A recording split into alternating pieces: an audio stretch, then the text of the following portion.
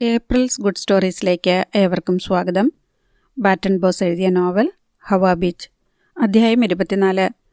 ഭദ്രൻ അവരോട് ചെറുത്തു നിൽക്കാൻ പരമാവധി ശ്രമിച്ചു.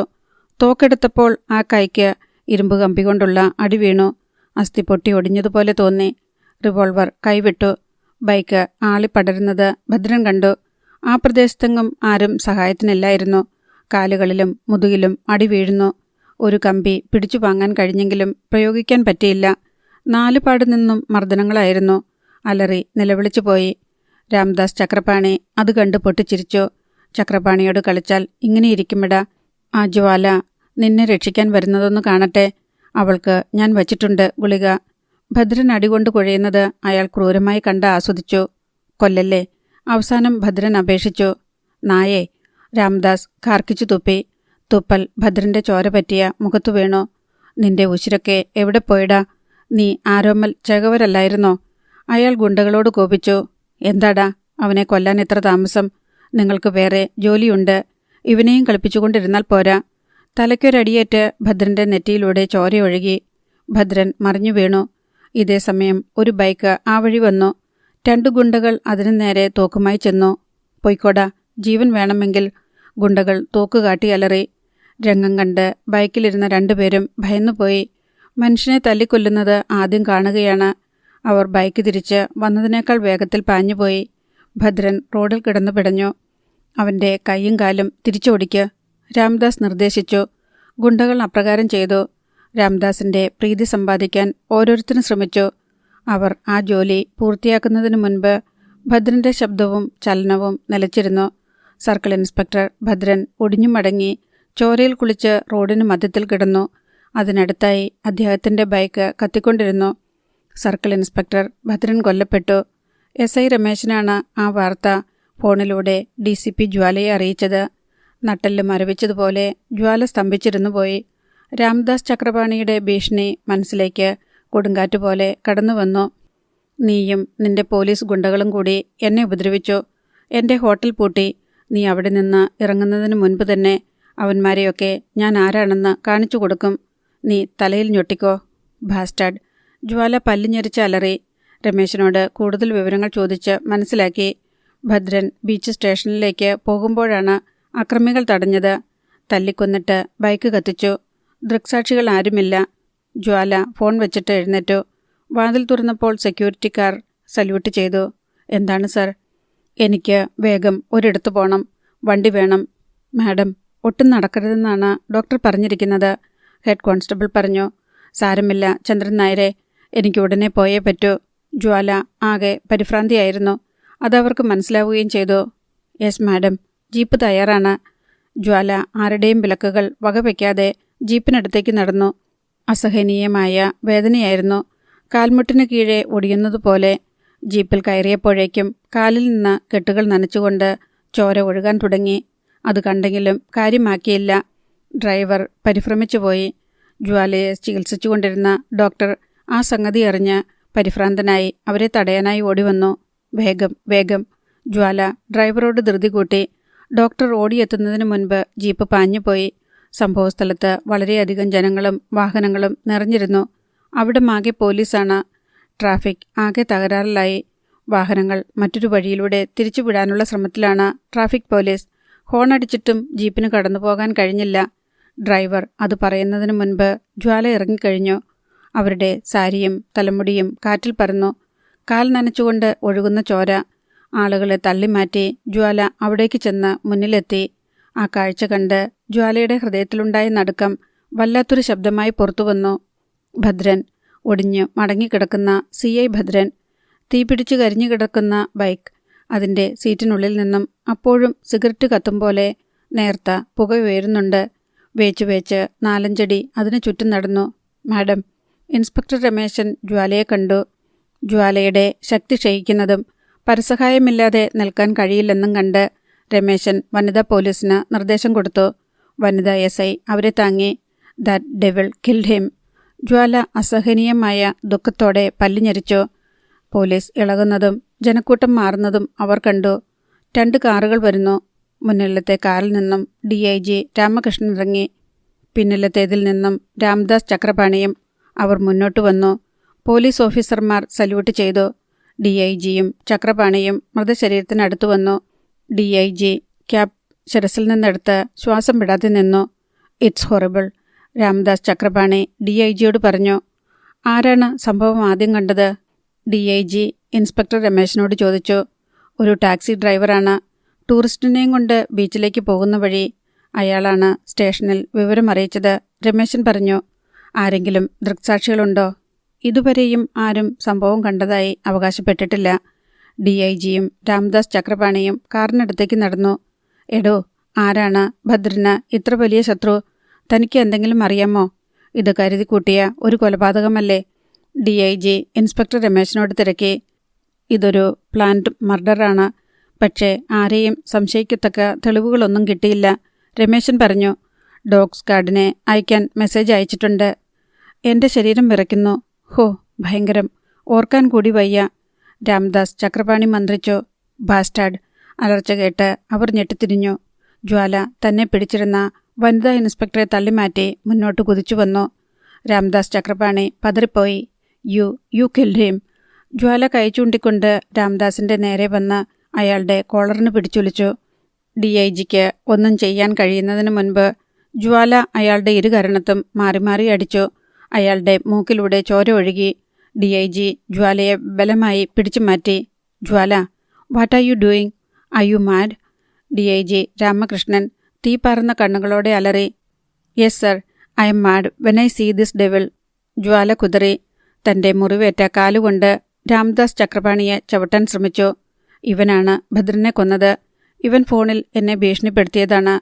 നോ, രാംദാസ് കഴിഞ്ഞ 1.5 മണിക്കൂറായി എന്നോടൊപ്പം ഉണ്ടായിരുന്നു, DIG പറഞ്ഞു.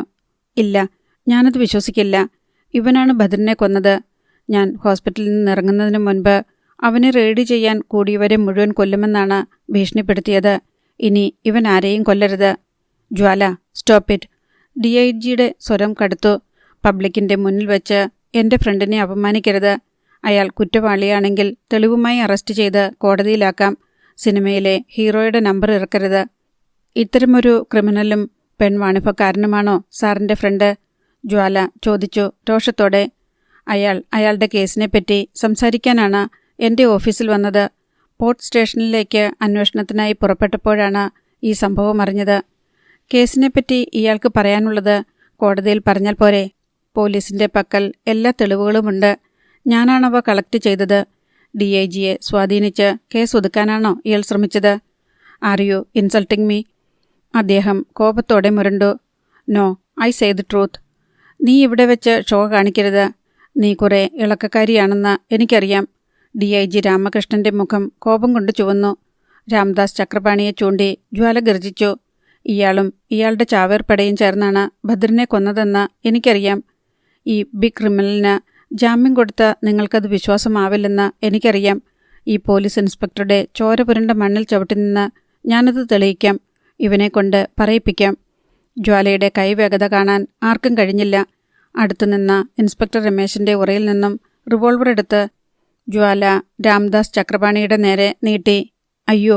രാംദാസ് ഭയന്ന് നിലവിളിച്ചുകൊണ്ടോടി. DIG രാമകൃഷ്ണൻ ജ്വാലയുടെ കൈ തട്ടിക്കളഞ്ഞു. പിന്നെ കൈ നിവർത്ത് കർണത്തൊന്നു പൊട്ടിച്ചു. തലയ്ക്ക് മുകളിൽ ആകാശം ഭ്രമണം ചെയ്യുന്നത് ജ്വാല കണ്ടു. അടുത്ത അടി ജ്വാല തടുത്തു. തിരിച്ചൊന്നു കൊടുത്തു. DIG രാമകൃഷ്ണൻ്റെ ബൂട്ട്സ് ജ്വാലയുടെ മുറിഞ്ഞ കാലിൽ തട്ടി. വിങ്ങിയിരുന്ന മുറിവിൽ നിന്നും ചോര ചീറ്റി. കയ്യിൽ ആരോ പിടിച്ചതായും ഭൂമി പൊട്ടിപ്പിളരുന്നതായും ജ്വാലയ്ക്ക് തോന്നി. അധ്യായം 25. ഹോസ്പിറ്റലിലേക്കുള്ള യാത്രാമധ്യേയാണ് ജ്വാലയ്ക്ക് ബോധം തെളിഞ്ഞത്. അടുത്തിരിക്കുന്ന ലേഡി സബ് ഇൻസ്പെക്ടറെയും ഇൻസ്പെക്ടർ രമേശിനെയും കണ്ടു. നാം എവിടേക്കാണ് പോകുന്നത്? നാവ് നീട്ടി അധരങ്ങൾ നനച്ചുകൊണ്ട് ചോദിച്ചു. ഹോസ്പിറ്റലിലേക്കാണ് മാഡം, രമേശ് പറഞ്ഞു. രാംദാസ് രക്ഷപ്പെട്ടു അല്ലേ? ഭദ്രനെ അവൻ നായയെപ്പോലെ നടുറോഡിലിട്ട് തല്ലിക്കൊന്നു. എൻ്റെ കാലൊന്ന് ഭേദമായിക്കോട്ടെ, ജ്വാല രോഷത്തോടെ മന്ത്രിച്ചു.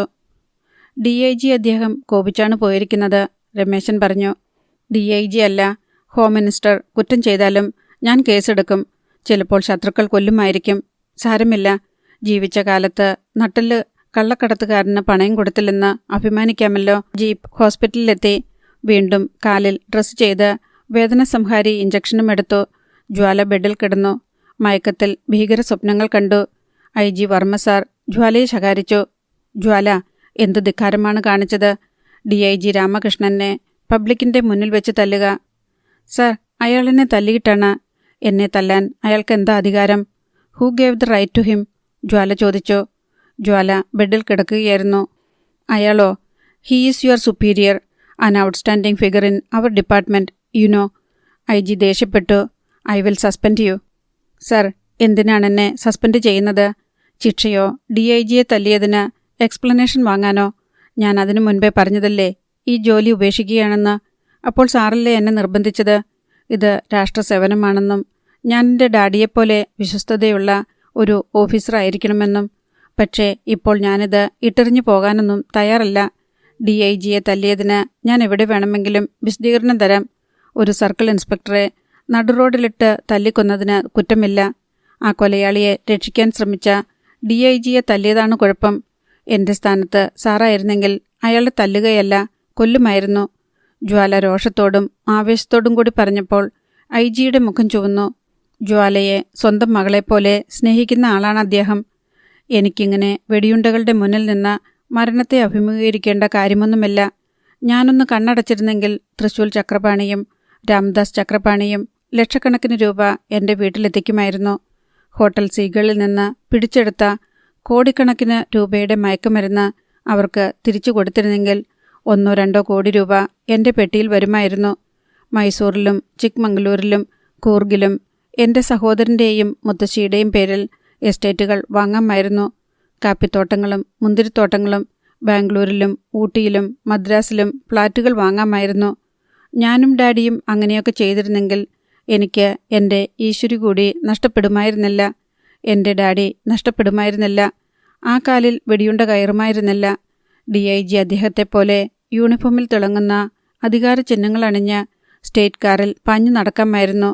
ഞാനത് ചെയ്തില്ല. എൻ്റെ തെറ്റ്. ജ്വാലയുടെ കണ്ണുകൾ ചുവന്നു. എന്നിട്ടും കരച്ചിൽ വന്നില്ല. കുട്ടി. 2-4 നിമിഷങ്ങളിലെ നിശബ്ദതയ്ക്ക് ശേഷം IG വർമ്മ പറഞ്ഞു. ഞാൻ നിന്നെ വിഷമിപ്പിക്കാൻ പറഞ്ഞതല്ല. നിന്നെ എനിക്ക് മനസ്സിലാകും.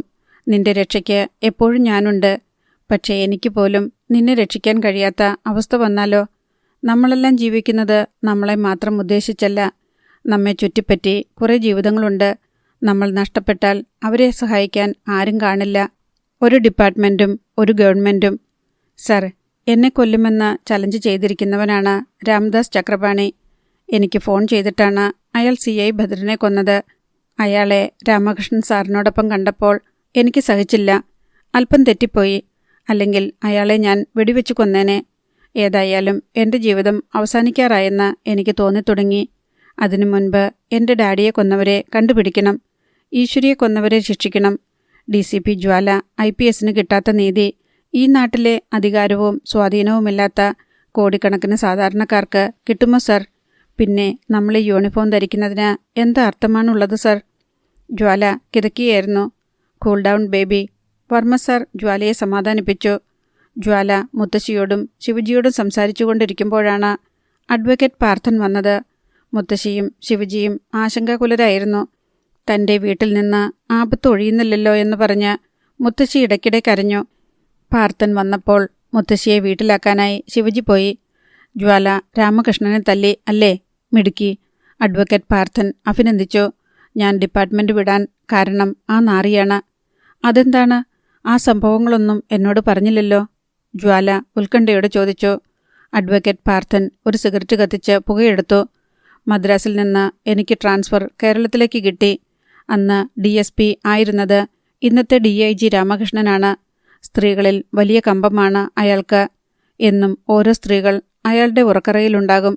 പെണ്ണിനെ കാഴ്ചവെച്ചാൽ അയാളിൽ നിന്ന് എന്ത് കാര്യം വേണമെങ്കിലും ആർക്കും സാധിക്കാമായിരുന്നു. മധ്യവയസ്കനായ അയാൾക്ക് പെൺകുട്ടികളോടാണ് താൽപ്പര്യം. അത് യൗവനം നിലനിർത്തുമെന്നാണ് അയാളുടെ വിശ്വാസം. അയാൾക്കു വേണ്ടി എന്തും ചെയ്യുന്ന കുറേ ഔട്ട്ലോസും കൂടെയുണ്ട്. ഞാനിതൊക്കെ വളരെ വൈകിയാണ് അറിയുന്നത്. അയാളുടെ ഭാര്യയെ എനിക്കറിയാം. ക്ഷേത്രവും പൂജയും ഭക്തിയുമായി ജീവിക്കുന്ന ദേവത പോലൊരു സ്ത്രീ. ഈ ചെകുത്താൻ്റെ ക്രൂരതകൾ ആ സാധു എങ്ങനെ സഹിക്കുന്നതെന്നാണ് എനിക്ക് അത്ഭുതം. ഒന്നും അവർ അറിയുന്നുണ്ടാവില്ല. അല്ലെങ്കിൽ മനസ്സ് മരവിച്ചു കാണും. ആ സ്ത്രീയെ ഒരിക്കൽ കണ്ടാൽ നമ്മൾ ഒരിക്കലും മറക്കുകയില്ല. അത്രയ്ക്ക് തേജസ്സാണ് അവരുടെ മുഖത്ത്. വാക്കുകളിലും പ്രവൃത്തികളിലുമൊക്കെ ഈശ്വര സാന്നിധ്യമുണ്ടെന്ന് തോന്നും. പാർത്ഥൻ സിഗരറ്റ് വലിച്ച് ഓർമ്മയിൽ ഒരു നിമിഷമിരുന്നു. രാമകൃഷ്ണന് പുതിയ സ്ത്രീകളെ വേണമെന്ന് തോന്നുമ്പോൾ ഹോട്ടലുകൾ റെയ്ഡ് ചെയ്യും. അബദ്ധത്തിൽ പെട്ടുപോയ പ്രശസ്ത കുടുംബത്തിലെ സ്ത്രീകളുണ്ടാവും. അവരെ അയാൾ തൻ്റെ സ്വകാര്യ വീട്ടിലെത്തിക്കാൻ പോലീസുകാരോട് നിർദ്ദേശിക്കും. ആ വീട്ടിൽ ഒരു വേലക്കാരൻ മാത്രമേയുള്ളൂ. അത്തരം ചില സംഭവങ്ങൾക്ക് എനിക്ക് സാക്ഷിയാകേണ്ടി വന്നിട്ടുണ്ട്. പാർത്ഥൻ ആ സംഭവം ഓർത്തു. റെയ്ഡ് ചെയ്ത കുറേ പേരെ വാനിൽ കൊണ്ടുവന്നിറക്കി. അതിലൊരു പെൺകുട്ടി. 16 വയസ്സിൽ കൂടുതൽ പ്രായമില്ല ആ സുന്ദരിക്ക്. മറ്റൊരു ചെറുപ്പക്കാരനും അവളുടെ കൂടെ പിടിക്കപ്പെട്ടിട്ടുണ്ട്. അവൾ SP-യുടെ കാലിൽ വീണു. സർ, എന്നെ രക്ഷിക്കണം. എന്നെ ചതിച്ചതാണ്. ഞങ്ങൾ വെറുതെ സംസാരിച്ചിരിക്കുകയായിരുന്നു. ദൈവം സത്യം, ഇങ്ങനെയൊന്നും ഞാൻ ചിന്തിച്ചിട്ടേയില്ല. വ്യഭിചരിക്കാൻ വരുന്നവർ എല്ലാം എങ്ങനെയാടി പറയുന്നത്? വനിതാ SI അവളുടെ തലമുടിയിൽ പിടിച്ചുയർത്തി. സത്യമാണ് സർ ഞാൻ പറഞ്ഞത്. ഞാൻ പോലീസ് സ്റ്റേഷനിൽ വന്നെന്നറിഞ്ഞാൽ എൻ്റെ പപ്പയും മമ്മിയും എന്നെ കൊന്നുകളയും. ആ കുട്ടി കരഞ്ഞു. SP രാമകൃഷ്ണൻ അവളെ അടുത്തു വിളിച്ചു. നീ പറയുന്നത് സത്യമാണോ? അവൻ നിന്നെ തൊട്ടിട്ടില്ലേ? ഇല്ല സർ, ദൈവത്താണേ ഇല്ല. സത്യം. അവൻ നിന്റെ ആരാ? ഞങ്ങൾ സ്നേഹമാണ്. സംസാരിച്ചിരിക്കാമെന്ന് എന്നോട് പറഞ്ഞു.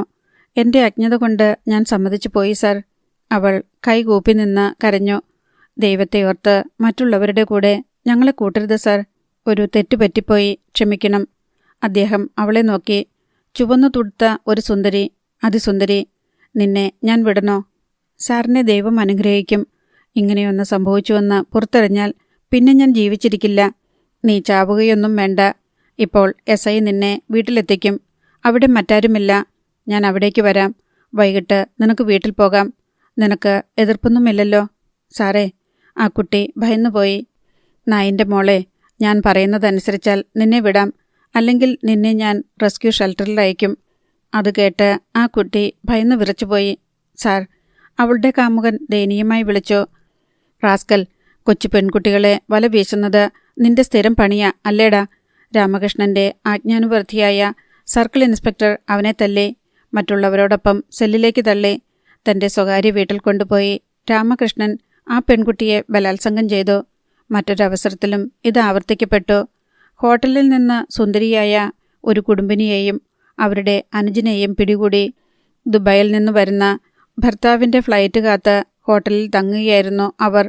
വേശ്യകളോടൊപ്പം പിടിക്കപ്പെട്ട അവർ മാനസികമായി തകർന്നു. മാനം രക്ഷിക്കാൻ രാമകൃഷ്ണന് കീഴടങ്ങേണ്ട അവസ്ഥ വന്നു. ആരെയും ആകർഷിക്കുന്ന സൗന്ദര്യ സൗകുമാര്യങ്ങളുള്ള ആ സ്ത്രീയെ ബലമായി അദ്ദേഹം വീട്ടിലേക്ക് അയക്കുകയായിരുന്നു. സർ, ഇത് നീതിയാണോ? ASP പാർത്ഥൻ SP-യോട് രോഷത്തോടെ ചോദിച്ചു. ആ സ്ത്രീയുടെ അനുജനാണത്. അവർ ഭർത്താവിനെ വെയിറ്റ് ചെയ്യുകയാണ്. ബോംബെ എയർപോർട്ടിൽ മിസ്സായത് കാരണം ഫ്ലൈറ്റുകളെല്ലാം ലേറ്റാണ്. മാത്രമല്ല, ഇപ്പോൾ എയർപോർട്ടിൽ എന്തോ മിന്നൽ പണിമുടക്കാണെന്നും റിപ്പോർട്ടുണ്ട്. ചിലപ്പോൾ ഇന്ന് ഫ്ലൈറ്റുകൾ ഓപ്പറേറ്റ് ചെയ്തില്ലെന്നും വരും. രാമകൃഷ്ണൻ അയാളെ നോക്കി ഒന്ന് പുഞ്ചിരിച്ചു. പാർത്ഥൻ ചെറുപ്പമല്ലേ? ഞാൻ ഇങ്ങനെയുള്ള കുറേയധികം ചേട്ടത്തിമാരെയും അനുജന്മാരെയും കണ്ടിട്ടുണ്ട്. SP തന്നെ അപമാനിച്ചതായി പാർത്ഥന് തോന്നി. അയാൾക്ക് രോഷം ആളിക്കത്തി. ഈ രാജ്യത്ത് സാധാരണ പൗരന് വ്യഭിചരിക്കാൻ പാടില്ലെന്നും SP-ക്ക് വ്യഭിചരിക്കാമെന്നും നിയമമുണ്ടോ? രാമകൃഷ്ണൻ്റെ മുഖം കടന്നൽ കുത്തേറ്റതുപോലെ ചുവന്നു. Mister Parthan, I am your senior. Don't teach me. അടികൊടുക്കാൻ ASP പാർത്ഥൻ്റെ കൈ തരിച്ചതാണ്. നിയന്ത്രിച്ചു. അടുത്ത ദിവസം ഒരു രാഷ്ട്രീയ കേസിൽ സർക്കിൾ ഇൻസ്പെക്ടർ പിടികൂടിയ ചെറുപ്പക്കാരൻ ലോക്കപ്പിൽ മർദ്ദനമേറ്റ് മരിച്ചു. ജനങ്ങൾ ഇളകി. ഓഫീസിൽ കയറി CIയെ തല്ലി. കാലൊടിഞ്ഞ് ഹോസ്പിറ്റലിൽ കിടന്ന CIയെ പാർത്ഥൻ സന്ദർശിച്ചു. റാസ്കൽ, നീ എന്തിനാടാ അവനെ ഇടിച്ചു കൊന്നത്? പാർത്ഥൻ ചോദിച്ചു. SP-യുടെ നിർദ്ദേശമായിരുന്നു സർ. അവനെ നന്നായി പെരുമാറണമെന്ന്. ചത്തുപോകുമെന്ന് കരുതിയില്ല. ഇപ്പോൾ എനിക്ക് സസ്പെൻഷൻ ഓർഡർ വന്നിരിക്കുന്നു സർ. പുറത്തിറങ്ങിയാൽ നാട്ടുകാർ എന്നെ കൊല്ലും. എടാ, SP-യുടെ ചെരുപ്പ് നക്കി നടന്നവനല്ലേ നീ? അയാൾ വിളിച്ചു പറഞ്ഞപ്പോൾ നീ ഒരു നിരപരാധിയായ ചെറുപ്പക്കാരനെ ഇടിച്ചു കൊന്നു. ഇപ്പോഴാ നായിൻ്റെ മോനുണ്ടോ നിന്നെ രക്ഷിക്കാൻ? പാർത്ഥൻ കലികൊണ്ട് വിറച്ചു. എൻ്റെ ജോലി പോകും. എൻ്റെ കുടുംബം വഴിയാധാരമായി. SP എന്നെ സന്ദർശിച്ച് ഒരു ആശ്വാസവാക്കുപോലും പറയാതെ എന്നോട് എക്സ്പ്ലനേഷൻ ചോദിച്ചിരിക്കുകയാണ് സർ. CI കരയാൻ തുടങ്ങി. SP രാമകൃഷ്ണന് ഒരു തിരിച്ചടി കൊടുക്കണമെന്ന് പാർത്ഥന് വാശിയായിരുന്നു. നേതാക്കന്മാരും ഹോം മിനിസ്റ്ററുമൊക്കെ തൻ്റെ സ്വാധീനത്തിലാണെന്നതിൻ്റെ അഹങ്കാരമാണ് അയാൾക്ക്. ഒരു ദിവസം പാർത്ഥന് വിവരം കിട്ടി. രാമകൃഷ്ണൻ 2 സ്ത്രീകളുമായി ഹോട്ടലിലുണ്ട്. ASP ഉടനെ ടെലിഫോൺ ചെയ്ത് പത്രങ്ങൾക്കെല്ലാം വിവരം കൊടുത്തു. ഹോട്ടൽ റെയ്ഡ് ചെയ്യുകയാണ്. വമ്പന്മാർ കുടുങ്ങും. ASP പാർത്ഥൻ്റെ നേതൃത്വത്തിൽ 2 ജീപ്പുകളും 1 വാനും ഹോട്ടലിലെത്തി. ടെലിഫോൺ കട്ട് ചെയ്തിട്ട് പാർത്ഥൻ മാനേജരോട് നിർദ്ദേശിച്ചു, ഒരാളും പുറത്തു പോകരുത്, ഏതു കൊമ്പനാണെങ്കിലും. റെയ്ഡ്. AC സ്യൂട്ടിൽ 2 മദാലസകളോടൊപ്പം കഴിഞ്ഞിരുന്ന SP-യെ പാർത്ഥൻ പിടികൂടി. രാമകൃഷ്ണൻ ഭയന്നുപോയി. പാർത്ഥൻ, തനിക്കെന്നെ അറസ്റ്റ് ചെയ്യാൻ പറ്റില്ല. എന്നെ അപമാനിക്കരുത്. പോലീസുകാരുടെ മുന്നിൽ അർദ്ധനഗ്നനായി നിന്ന അയാൾ ഗർജിച്ചു. അഭിമാനം തനിക്ക് മാത്രമല്ല ഉള്ളത്. നടക്കടോ, തന്നെയും കൊണ്ടേ ഞാൻ പോകൂ. അണ്ടർവെയർ മാത്രം ധരിച്ച് നിന്ന SP-യെ പാർത്ഥൻ വെളിയിലേക്ക് തള്ളി. റെയ്ഡിൽ പിടിച്ചവരെ കാണാൻ പോർച്ചിൽ ധാരാളം ആളുകൾ കൂടിയിരുന്നു. പത്രപ്രതിനിധികളും ഫോട്ടോഗ്രാഫർമാരും കൃത്യസമയത്തെത്തി. ക്യാമറ ഫ്ലാഷുകൾ തുരുതുരെ മിന്നിയപ്പോൾ റെയ്ഡിൽ പിടികൂടിയ സ്ത്രീകളുടെ ഇടയിൽ നിന്ന SP രാമകൃഷ്ണൻ പാർത്ഥനെ നോക്കി ആക്രോശിച്ചു. നോക്കിക്കോ, നിന്നെ ഞാൻ വെറുതെ വിടില്ല. അപ്പോൾ തോക്ക് കയ്യിലുണ്ടായിരുന്നെങ്കിൽ അയാൾ പാർത്ഥനെ വെടിവെച്ചു കൊല്ലുമായിരുന്നു. കോർട്ടിൽ ചെന്ന് സംസാരിച്ചാൽ മതി. ASP പാർത്ഥൻ അയാളെ എടുത്ത് വാനിലിട്ടു. അധ്യായം 26. എന്നെ അപമാനിച്ച നിന്റെ കരിയർ ഞാൻ തുലയ്ക്കും. ഞാൻ ആരാണെന്ന് നിനക്കറിയാമോ? വാനിൽ നിന്ന് SP രാമകൃഷ്ണൻ ASP പാർത്ഥനെ ഭീഷണിപ്പെടുത്തി. പാർത്ഥൻ കുലുങ്ങിയില്ല, പാറ പോലെ നിന്നു. തനിക്ക് അപമാനമുണ്ട് അല്ലേ? താൻ എത്ര ജീവിതങ്ങൾ തുലച്ചിട്ടുണ്ടെന്നറിയാമോ? അയാൾ ചോദിച്ചു. പിറ്റേ ദിവസം ചില പത്രങ്ങളിൽ വാർത്തയും ചിത്രങ്ങളും വന്നു. മറ്റുള്ള പത്രങ്ങളെ രാമകൃഷ്ണനും സിൽബന്ദികളും സ്വാധീനിച്ചു. രാമകൃഷ്ണന് അങ്ങനെ ഒരടി കിട്ടിയതിൽ സന്തോഷിച്ചവരും പാർത്ഥനെ മുഖം നോക്കാതെ നിയമം നടത്തിയതിന് പ്രശംസിച്ചവരും വളരെയേറെയുണ്ടായിരുന്നു. അതേസമയം പല വൻപന്മാരും ശത്രുക്കളായി. സീനിയർ ഓഫീസറെ അപമാനിച്ചതിന് പാർത്ഥനെ സസ്പെൻഡ് ചെയ്തുകൊണ്ട് ഉത്തരവ് വന്നു. ഹോം മിനിസ്റ്ററാണ് ഇടപെട്ടിരിക്കുന്നത്. പാർത്ഥൻ ആ കടലാസുമായി രാമകൃഷ്ണൻ്റെ ക്യാബിനിലേക്ക് ചെന്നു. പാർത്ഥനെ കണ്ട് അയാളൊന്ന് പരിഹസിച്ച് ചിരിച്ചു. ഇപ്പോഴെങ്ങനെയുണ്ടട ചൂലെ എന്ന മട്ടിൽ. പാർത്ഥൻ്റെ മുഖഭാവം കണ്ടപ്പോൾ ആ ചിരി മാഞ്ഞുപോയി. SP-ക്ക് പരിഭ്രമമുണ്ടായി. ഹോം മിനിസ്റ്ററെയും IG-യെയും താൻ സ്വാധീനിച്ചു അല്ലേ? തന്നെപ്പോലെ ഒരു പന്നിയിരിക്കുന്ന ഡിപ്പാർട്ട്മെൻറ്റിൽ എനിക്ക് ജോലി വേണ്ട. തന്തയ്ക്ക് പിറന്നവനാണ് പാർത്ഥൻ. LLB-യും IPS-ഉം ഉള്ളവനാണ് ഞാൻ. തനിക്കറിയാമോ? പാർത്ഥൻ കയ്യിലിരിക്കുന്ന കടലാസ് കീറി രാമകൃഷ്ണൻ്റെ മുഖത്തെറിഞ്ഞു. തന്നെ അപമാനിച്ചുവെന്നല്ലേ പരാതി? ഇതുകൂടി ഹോം മിനിസ്റ്ററോട് പറഞ്ഞേര്. പാർത്ഥൻ കൈ നിവർത്തി SP-യുടെ കരണത്ത് ഒന്ന് പൊട്ടിച്ചു. പടക്കം പൊട്ടുന്നതുപോലെ കേട്ടു. SP രാമകൃഷ്ണൻ തല കറങ്ങി താഴെ വീണു. SP-യെ തല്ലിയതിന് ശിക്ഷ കിട്ടേണ്ടതായിരുന്നു. പക്ഷേ ഡിപ്പാർട്ട്മെൻറ്റിന് എന്നിൽ മതിപ്പുണ്ടായിരുന്നു. ഇൻക്രിമെൻറ്റ് കട്ട് ചെയ്തു. സസ്പെൻഷൻ പിൻവലിച്ചിട്ടും പോയില്ല. എന്നെപ്പോലെ ഒരുത്തിനും പറ്റിയ പണിയല്ല ഇത്. അഡ്വക്കേറ്റ് പാർത്ഥൻ തീരാറായ സിഗരറ്റിൽ നിന്ന് മറ്റൊന്നുകൂടി കത്തിച്ചു. എൻ്റെ നട്ടല് ഈ നാറികളുടെയൊന്നും മുന്നിൽ വളഞ്ഞു കൊടുക്കില്ല. ജ്വാല എല്ലാം കേട്ട് തരിച്ചിരുന്നു പോയി. അപ്പോൾ ഇതാണ് DIG-ക്ക് പാർത്ഥനോട് പകവരാൻ കാരണം. അന്ന് പാർത്ഥൻ ചെയ്തതുപോലെ മറ്റൊരു സാഹചര്യത്തിൽ ഇന്ന് തനിക്കും DIG-യുടെ മേൽ കൈവയ്ക്കേണ്ടി വന്നു. ജ്വാല ഓർത്തു. IG-യുടെ പ്രത്യേക സംരക്ഷണം ഉണ്ടായിരുന്നതുകൊണ്ട് DIG-യെ തല്ലിയതിന് ജ്വാലയ്ക്ക് ശിക്ഷ കിട്ടിയില്ല. അഡ്വക്കേറ്റ് പാർത്ഥൻ ഹോസ്പിറ്റലിലെ നിത്യസന്ദർശകനായിരുന്നു. 1.5 മാസം കൊണ്ട് ജ്വാല ഹോസ്പിറ്റൽ വിട്ടിറങ്ങി. അപ്പോഴൊക്കെ ഈശ്വരിയുടെ സ്ഥാനത്ത് നിന്ന് ജ്വാലയെ സഹായിച്ചത് ഈശ്വരിയുടെ കൂട്ടുകാരിയായിരുന്ന കാർത്തികയാണ്. ജ്വാല ഡ്യൂട്ടിയിൽ ജോയിൻ ചെയ്തു. പ്രേംദാസ് ചക്രപാണിയെപ്പറ്റി ഒരു വിവരവുമില്ലെന്നാണ് ഇൻസ്പെക്ടർ രമേശൻ പറഞ്ഞത്. പോലീസ് എല്ലായിടത്തും തിരയുന്നുണ്ട്. അകലെ എവിടെയോ ആണ് അവൻ ഒളിച്ചിരിക്കുന്നതെന്നാണ് വിശ്വാസം. സീഗൾസിൻ്റെ പ്രോഗ്രാം ഒന്നും നടക്കുന്നില്ല. പ്രദീപ് മേനോൻ താടിയും മുടിയും വളർത്തി ഒരു ഭ്രാന്തനെ പോലെയായിരിക്കുന്നു. കുറേ നാളുകളായി അവൻ വയലൻ്റാകുന്നെന്ന് കൂട്ടുകാർ കണ്ടു. പെട്ടെന്ന് ദേഷ്യം വരുന്നു. പ്രതികാര ചിന്ത അവനിൽ വളരാൻ തുടങ്ങിയിരിക്കുന്നു. CI ഭദ്രൻ്റെ മരണത്തിന് ഒരു സാക്ഷിയെ കണ്ടുപിടിക്കാനുള്ള ശ്രമത്തിലായിരുന്നു ജ്വാല. രാംദാസിനെ അറസ്റ്റ് ചെയ്യണമെങ്കിൽ ശക്തമായ തെളിവുകൾ വേണം. ഇപ്പോൾ തന്നെ അവൻ്റെ പേരിൽ ധാരാളം കേസുകളുണ്ട്. ഇനി പിടികൂടുന്നത് ജാമ്യം ലഭിക്കാത്ത രീതിയിലായിരിക്കണം. 6 മണിക്ക് ക്ലബ്ബിൽ കണ്ടുമുട്ടാമെന്ന് അഡ്വക്കേറ്റ് പാർത്ഥനെ വിളിച്ചു പറഞ്ഞിട്ട് ജ്വാല വീട്ടിലേക്ക് തിരിച്ചു. ഡ്രൈവർ രാമുവാണ് ജീപ്പ് ഓടിച്ചിരുന്നത്. വീട്ടിൽ 1 മണിക്കൂർ. 6 മണിക്ക് എന്നെ ക്ലബ്ബിൽ എത്തിക്കണം. ജ്വാല ഡ്രൈവറോട് നിർദ്ദേശിച്ചു. സർ. രാമു ജീപ്പ് പായിച്ചു വിട്ടു. വിജനമായ റോഡ്. പെട്ടെന്ന് വലതുവശത്തെ ഇടവഴിയിൽ നിന്ന് ഒരു പെൺകുട്ടി കീർപ്പറഞ്ഞ വസ്ത്രങ്ങളുമായി റോഡിന്റെ മധ്യത്തിലേക്ക് ഓടി വന്നു. മുൻപൊരിക്കൽ ഭർത്താവിൻ്റെയും തെമ്മാടികളുടെയും പീഡനങ്ങൾക്കിരയായ ഗീത, ശ്യാമള സഹോദരിമാരെയാണ് ജ്വാല ഓർത്തത്. പെട്ടെന്ന് തന്നെ ആ പെൺകുട്ടിയെ തിരിച്ചറിഞ്ഞു. കാർത്തിക. ജീപ്പിന്റെ മുന്നിലേക്ക് വരികയായിരുന്നു അവൾ, നിലവിളിച്ചുകൊണ്ട്. നിർത്ത്. ജ്വാല പെട്ടെന്ന് നിർദ്ദേശം കൊടുത്തു. അതിവേഗം പാഞ്ഞുകൊണ്ടിരുന്ന ജീപ്പ് ബ്രേക്ക് ചവിട്ടിയപ്പോൾ വലിയൊരു ശബ്ദമുണ്ടായി. ജീപ്പ് പൂർണ്ണമായും നിൽക്കുന്നതിന് മുമ്പ് തന്നെ ജ്വാല ചാടിയിറങ്ങി. എന്തുപറ്റി മോളെ? ഓടിച്ചെന്ന് അവളെ കെട്ടിപ്പിടിച്ച ജ്വാലയുടെ ശബ്ദം വിറച്ചു.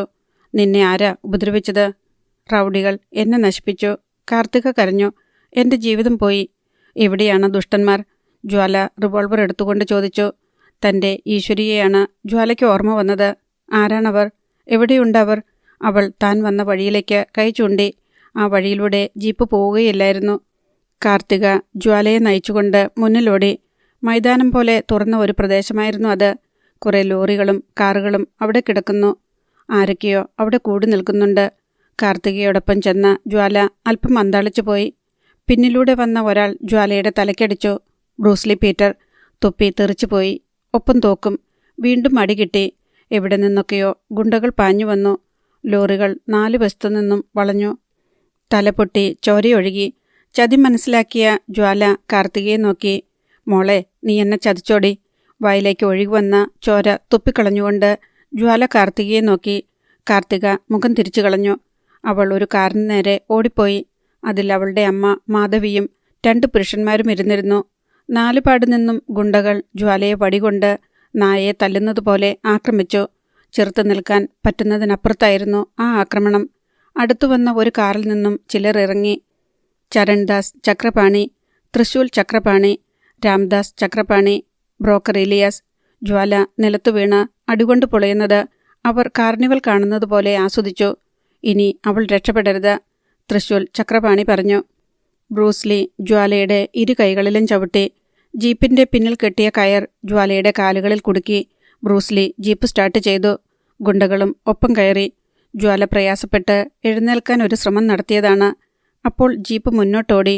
നിവർന്നു നിൽക്കാൻ കഴിയുന്നതിന് മുൻപ് കാൽ പരഞ്ഞുപോയി. അവർ ജ്വാലയെ ഗ്രൗണ്ടിലൂടെ വലിച്ചുകൊണ്ടുപോയി. പുല്ലിൽ കിടന്നു പിടഞ്ഞ ജ്വാലയുടെ നിലവിളി 4 ദിക്കും മുഴങ്ങി. ചോര ആ ശരീരം പോയ വഴിയിൽ പുരണ്ടു. ചോര പുരണ്ട പുൽപ്പരപ്പിലൂടെ ട്രക്കുകൾ പാഞ്ഞുപോയി. നിലവിളി റോഡിൽ കാത്തുകിടന്ന ഡ്രൈവർ രാമു കേട്ടു. അയാൾ അവിടേക്ക് ഓടിച്ചെന്നു. കാർത്തികയുമില്ല, ജ്വാലയുമില്ല. ശൂന്യം. കുറേ വാഹനങ്ങൾ അവിടെ വന്നതിൻ്റെ അടയാളം കണ്ടു. ഗ്രൗണ്ടിൻ്റെ അങ്ങേയറ്റത്ത് ഏതോ വാഹനങ്ങൾ മറയുന്നത് അയാൾ കണ്ടു. പുല്ലിൽ ചോര ചിതറിക്കിടക്കുന്നതും ആരെയോ വലിച്ചുകൊണ്ടുപോയതുപോലെയും അയാൾ കണ്ടുപിടിച്ചു. ഭയന്നുപോയി. ആരൊക്കെയോ അവിടേക്ക് വരുന്നുണ്ട്. നാട്ടുകാർ ആ നിലവിളി കേട്ടിരിക്കണം. ഡ്രൈവർ വേഗം സ്റ്റേഷനിൽ വിവരമറിയിച്ചു. ക്ലബിൽ കാത്തുനിൽക്കുകയായിരുന്നു അഡ്വക്കേറ്റ് പാർത്ഥൻ. വിവരമറിഞ്ഞപ്പോൾ ജ്വാല അപകടത്തിലായെന്ന് അദ്ദേഹത്തിന് ഉറപ്പായി. ശത്രുക്കൾ ജ്വാലയുടെ ശവത്തിന് എന്തു വില നൽകാനും തയ്യാറാണ്. തല മരവിക്കുന്നത് പോലെ തോന്നി പാർത്ഥന്. ഡ്രൈവർ രാമുവിൽ നിന്ന് കാർത്തികയാണ് ജ്വാലയെ കൂട്ടിക്കൊണ്ടുപോയതെന്ന് മനസ്സിലാക്കിയ പാർത്ഥൻ ഉടനെ കാറിൽ കയറി. കാർത്തികയുടെ വീടിൻ്റെ മുന്നിൽ ആ കാർ പാഞ്ഞുവന്ന് പൊടിപടലങ്ങൾ ഉയർത്തിക്കൊണ്ട് നിന്നു. ആ ശബ്ദം കേട്ട് ഭയന്ന് പുറത്തേക്ക് വന്ന മാധവിയുടെ നേരെ പാർത്ഥൻ തോക്കു ചൂണ്ടി. കാറിൽ നിന്നിറങ്ങിച്ചെന്ന് അയാൾ തോക്കിൻ്റെ കുഴൽ അവളുടെ നെറ്റിയിൽ മുട്ടിച്ചു. ആ മെലിഞ്ഞ സ്ത്രീ ആലില പോലെ വിറച്ചു. വാതിൽക്കലേക്ക് വന്ന കാർത്തിക ഭയന്ന് പിന്നോട്ട് മാറി. ഇറങ്ങിവാടി, അല്ലെങ്കിൽ ഇവളുടെ തല ഞാൻ വെടിവെച്ച് തുളയ്ക്കും. പാർത്ഥൻ്റെ ദാക്ഷിണ്യമില്ലാത്ത ശബ്ദം കേട്ട് കാർത്തിക ഇറങ്ങി വന്നു. പാർത്ഥൻ അവളുടെ മുടിക്ക് കൂട്ടിപ്പിടിച്ച് തല മുകളിലേക്ക് ചെരിച്ച് തോക്കിൻ കുഴൽ കീഴ്ത്താടിയിൽ മുട്ടിച്ചു. ഏത് നായിൻ്റെ മോനാടി നിന്നെ വ്യഭിചരിച്ചത്? എന്തിനാടി നീ ജ്വാലയെ പിടിച്ചുകൊടുത്തത്? അമ്മയും മകളും വീർത്തൊഴുകി. സത്യം പറഞ്ഞില്ലെങ്കിൽ നിങ്ങളെ 2നെയും ഞാൻ ചുടും. നീ ജ്വാലയെ ചതിക്കുകയല്ലായിരുന്നോ? പാർത്ഥൻ ഗർജിച്ചു. ഞാനെല്ലാം പറയാം സാറേ, വിറച്ചുകൊണ്ട് കാർത്തിക പറഞ്ഞു. അവളുടെ അമ്മ ബോധം മറ്റു വീണു. ജീവൻ പേടിച്ച സാറേ. കാർത്തിക കന്നനെപ്പോലെ കരഞ്ഞുകൊണ്ട് കിളി പോലെ പറഞ്ഞു. കാർത്തിക വീട്ടിൽ വായിച്ചുകൊണ്ടിരിക്കുകയായിരുന്നു. മാധവി അരിയിലെ കല്ല് പെറുക്കുന്നു. കാറിൽ ചരൺദാസ് ചക്രപാണിയും ബ്രൂസ്ലിയും ബ്രോക്കർ ഇലിയാസും വന്നിറങ്ങി. അവർ അമ്മയെയും മകളെയും അകത്തെ മുറിയിലേക്ക് കൊണ്ടുവന്ന് നിർദ്ദയം തല്ലി. നിലവിളിക്കാതിരിക്കാൻ വായിൽ തുണി തള്ളിക്കയറ്റി. ജ്വാലയെ പിടിച്ചു കൊടുക്കണമെന്ന് അവർ ആവശ്യപ്പെട്ടു. ജ്വാലയെ പിടിച്ചു തന്നാൽ നിങ്ങളെ വിടാം, ചരൺദാസ് പറഞ്ഞു. നീ അപകടത്തിലാണെന്നറിഞ്ഞാൽ അവൾ ഓടിവരും. ഇതല്ലാതെ മറ്റൊരു മാർഗവും ഞങ്ങൾക്കില്ല. ഇല്ല, ഞങ്ങൾ ജ്വാല ചേച്ചിയെ ചതിക്കില്ല. ചേച്ചി ഞങ്ങൾക്ക് ദൈവത്തെപ്പോലെയാണ്, കാർത്തിക കരഞ്ഞുകൊണ്ട് പറഞ്ഞു. എന്നാൽ നിന്റെ തള്ളയുടെ മുന്നിൽ വച്ച് നിന്നെ മാനഭംഗപ്പെടുത്തും. തള്ളയെ പിന്നെ വെടിവെച്ചു കൊല്ലും. നിന്നെ വേശ്യാലയത്തിൽ കൊണ്ടുപോയി വിൽക്കും. ബ്രൂസ്ലി കാർത്തികയുടെ വസ്ത്രങ്ങൾ കത്തികൊണ്ട് മുറിച്ച് നിഷ്കരണം വലിച്ചു കീറി. കൈകൊണ്ട് മാറിടം മറച്ചുകൊണ്ട് കാർത്തിക യാചിച്ചു. അയ്യോ, മാനം കെടുത്തല്ലേ. എന്നാൽ ഞങ്ങൾ പറയുന്നതനുസരിക്ക്, ചരൺദാസ് ആവശ്യപ്പെട്ടു. ഗത്യന്തരമില്ലാതെ അവർ ആ മൃഗങ്ങൾ പറഞ്ഞത് അനുസരിച്ചു. ജ്വാലയെ കെട്ടിവലിച്ചുകൊണ്ട് പോകുന്നത് കണ്ടപ്പോൾ കാറിലിരുന്ന മാധവി കാർത്തികയെ കെട്ടിപ്പിടിച്ചു കരഞ്ഞു. മോളെ, നമ്മളിനി എന്തിനു ജീവിച്ചിരിക്കണം? എന്തു നന്ദികേടാണ് നമ്മൾ കാണിച്ചിരിക്കുന്നത്. കാർത്തികയും ഒപ്പം കരഞ്ഞുപോയി. അവരെ വീട്ടിലിറക്കിയിട്ട് ഗുണ്ടകൾ പോയി. ഞങ്ങളെ കൊന്നോളൂ സാർ, ഞങ്ങൾ ക്ഷമ അർഹിക്കാത്ത തെറ്റാ ചെയ്തത്. കാർത്തിക അഡ്വക്കേറ്റ് പാർത്ഥന്റെ മുന്നിൽ നിന്ന് കരഞ്ഞു. വെടിവെച്ച് അവളുടെ തല തെറിപ്പിക്കാൻ ട്രിഗറിൽ തൊട്ടിരുന്ന വിരൽ തരിച്ചതാണ്. പണിപ്പെട്ട് നിയന്ത്രിച്ചു. അവർ ജ്വാലയെ എവിടേക്കാണ് കൊണ്ടുപോയത്? പാർത്ഥൻ ചോദിച്ചു. അറിയില്ല സാർ, കാർത്തിക നിസ്സഹായതയോടെ പറഞ്ഞു. പകലെരിഞ്ഞടങ്ങി. ഇരുട്ട് നിറഞ്ഞ ഒരു തടവറ. ഒരു സ്പോട്ട്ലൈറ്റ് മാത്രം അവിടെ തെളിഞ്ഞു നിന്നു. രാംദാസ് ചക്രപാണിയും ചരൺദാസ് ചക്രപാണിയും ഇലിയാസും ബ്രൂസ്ലി പീറ്ററും വൃത്താകാരത്തിൽ നിന്നു. അവരുടെ നടുവിൽ ജ്വാലയെ തൂക്കിയിട്ടിരിക്കുകയായിരുന്നു. കെട്ടിത്തൂക്കി മർദ്ദിക്കുകയായിരുന്നു. നിലവിളി അവിടെ പ്രതിധ്വനിച്ചു. ജ്വാലയുടെ മുഖത്തുകൂടിയും യൂണിഫോമിലൂടെയും ചുടുചോര ഒഴുകി. DCP ജ്വാല IPS ചരൺദാസ് ചക്രപാണി ജ്വാലയുടെ യൂണിഫോമിലെ ചിഹ്നങ്ങൾ വലിച്ചു പറിച്ചു. യൂണിഫോം ബലമായി വലിച്ചു കീറി. നീ ലഹരി വേട്ടക്കാരിയല്ലേ? നീയും കുറച്ച് ലഹരി അനുഭവിക്കടി. അർദ്ധനഗ്നയായ ജ്വാലയുടെ കൈ ബലമായി പിടിച്ച് ചരൺദാസ് സിറിഞ്ചിലെ ലഹരി മരുന്ന് കുത്തി. ജ്വാലയുടെ തലച്ചോറിൽ ഒരു അഗ്നിപർവ്വതം പൊട്ടി. ഭൂമിയും ആകാശവും പൊട്ടിപ്പിളർന്നു. ഒരു സർപ്പത്തെപ്പോലെ പൊളിഞ്ഞ ജ്വാല നിലവിളിച്ചു. അധ്യായം 27. കൊടിയ മയക്കുമരുന്ന് സിരകളിൽ പ്രവർത്തിച്ചു തുടങ്ങിയപ്പോൾ തലച്ചോറിൽ 1000 ഞണ്ടുകൾ ഇറുക്കി വലിക്കുന്നതുപോലെ ജ്വാലയ്ക്ക് അനുഭവപ്പെട്ടു. ആകാശത്തിലൂടെ മേഘങ്ങൾ പാഞ്ഞു പോകുന്നതും കടലിളകി ആകാശം മുട്ടുമാറ് തിരമാലകൾ ഉയർന്ന് കരയെ അടിച്ചു പൊളിക്കുന്നതും സ്വർഗനരകങ്ങൾ ഒരു തുലാസിന്റെ 2 തട്ടുകളിലെന്ന വണ്ണം ഇളകിയുലഞ്ഞ് കൂട്ടുമുട്ടി ചിതറിത്തെറിക്കുന്നതും ജ്വാലയുടെ കണ്ണുകൾ കണ്ടു. ആ പൊളിച്ചിലും നിലവിളിയും കണ്ട് രാംദാസ് ചക്രപാണി അട്ടഹസിച്ചു. നീ എനിക്ക് എത്ര കോടി രൂപയാണ് നഷ്ടം വരുത്തിയിരിക്കുന്നതെന്ന് അറിയാമോടി? നിന്നെ വെട്ടിനുറുക്കി വാറ്റിയാൽ അതിനു തുല്യമായ എന്തെങ്കിലും കിട്ടുമായിരുന്നെങ്കിൽ ഞാനത് ചെയ്തേനെ. ചരൺദാസ് ചക്രപാണി പറഞ്ഞു. ഹിറ്റ്ലറുടെ കോൺസെൻട്രേഷൻ ക്യാമ്പിൽ അങ്ങനെ ചെയ്തിട്ടുണ്ട്. ഇവൾ എന്നെ എത്ര പ്രാവശ്യം മർദ്ദിച്ചിട്ടുണ്ടെന്നറിയാമോ? അടിച്ചു കൊല്ലാറാക്കി ലോക്കപ്പിലിട്ട്. Bruce Lee Peter ജ്വാലയുടെ കരണത്ത് ഒറ്റയിടി. തല തണ്ണിമത്തൻ പോലെ തിരിഞ്ഞു. ഒപ്പം വായിൽ നിന്ന് ഒരു കുടന്ന ചോര തെറിച്ചു. സാധു, ഒന്നും ചെയ്യില്ലേടാ. ഇലിയാസ് പീറ്ററെ തടഞ്ഞു. ഇവൾ നീതിമാത്രം നടത്തുന്ന പോലീസ് ഡിപ്പാർട്ട്മെന്റിന്റെ അഭിമാനമാണ്. ധീരവനിത. തല്ലാതടാ, കഷ്ടം കിട്ടും. അയാൾ ചക്രപാണി കത്തികൊണ്ട് കീറിയ ജ്വാലയുടെ മുതുകിൽ തടവി. ചോര തുണികൊണ്ട് ഒപ്പി. എന്നടാ ഇത്? ക്രൂരം. മനസാക്ഷിയില്ലേടാ നിനക്ക്? എന്നിങ്ങനെ പറഞ്ഞുകൊണ്ട് അയാൾ ഒരു കൂടിൽ നിന്നും മുളകുപൊടിയെടുത്ത് ജ്വാലയുടെ പുറത്തു തേച്ചു. നീറ്റൽ സഹിക്കാതെ ജ്വാല ചങ്ങലയിൽ തൂങ്ങിക്കിടന്ന് പിടഞ്ഞു. ആ പിടച്ചിൽ കണ്ട് ഇലിയാസും കൂട്ടരും ആഹ്ലാദിച്ച് ചിരിച്ചു. യൂണിഫോമിന്റെ കുറേ ഭാഗങ്ങൾ മാത്രമേ ശരീരത്തുണ്ടായിരുന്നുള്ളൂ. ബാക്കി ആ ക്രൂരന്മാർ കത്തികൊണ്ട് മുറിച്ച് വലിച്ചു കീറിക്കളഞ്ഞു. ജ്വാലയുടെ ആലില പോലുള്ള വയറിലൂടെ ചോര ഒഴുകി. എന്നാ സുന്ദരൻ വയറാടി? ചരൺദാസ് ചോദിച്ചുകൊണ്ട് വയറ്റിൽ പിടിച്ചു ഞെരിച്ചു. How nice. ജ്വാല പിടഞ്ഞു.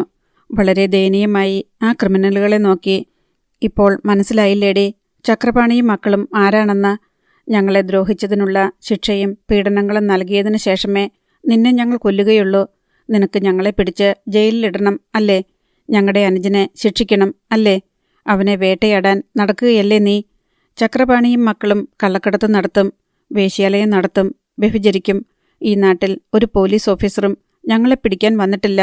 നിനക്ക് മാത്രം എന്താണ് ഇത്ര വാശി, ധിക്കാരം, അഹങ്കാരം? ഞങ്ങളുടെ ബ്രദർ നിന്റെ അനുജത്തിയല്ലേ വ്യഭിചരിച്ചുള്ളൂ. ഇനി ഞങ്ങൾ നിന്നെ റേപ്പ് ചെയ്യാൻ പോകുക. മണിക്കൂറിന് വില വെച്ച് നിന്നെ ഞങ്ങൾ വിൽക്കും. ചക്രപാണിയോട് കളിച്ചാൽ എങ്ങനെയിരിക്കുമെന്ന് നീ കണ്ടോടി നായിൻ്റെ മോളെ. ചരൺദാസ് ചക്രപാണി മദ്യക്കുപ്പിയിൽ നിന്ന് കുറെ കുടിച്ച ശേഷം വായിൽ നിറച്ചു ജ്വാലയുടെ മുഖത്തേക്ക് തുപ്പി. മുറിവിലൂടെ ആൽക്കഹോൾ ഒഴുകിയപ്പോൾ നീറ്റലുണ്ടായി. ജ്വാലയുടെ മുടി ഇളകിയാടി. രാംദാസ് കത്തികൊണ്ട് ആ മുടി മുറിച്ചു. ബലമായി വെട്ടിയെടുത്ത മുടി ജ്വാലയുടെ കണ്ണിന് നേരെ ഉയർത്തിപ്പിടിച്ച് അയാൾ പരിഹസിച്ചു. കണ്ടോടി സുന്ദരി, നിന്റെ കുതിരവാല്. ബ്രോക്കർ ഇലിയാസ് ലൈറ്റർ തെളിച്ച് അത് കത്തിച്ചു. മുടികരിഞ്ഞ ഗന്ധം അവിടെ മാകെ പരന്നു. ഹൃദയം പൊട്ടുമാറ് ജ്വാല നിലവിളിച്ചു. എൻ്റെ ഡാഡി. താടിയല്ലടി, മുടി. ബ്രൂസ്ലി പരിഹസിച്ചു. 2-4 നിമിഷം മുടി ആളിക്കത്തി തീർന്നു. ഗന്ധം മാത്രം അവശേഷിച്ചു. ക്രൂരന്മാരെ, ദൈവം നിങ്ങളെ ശിക്ഷിക്കും.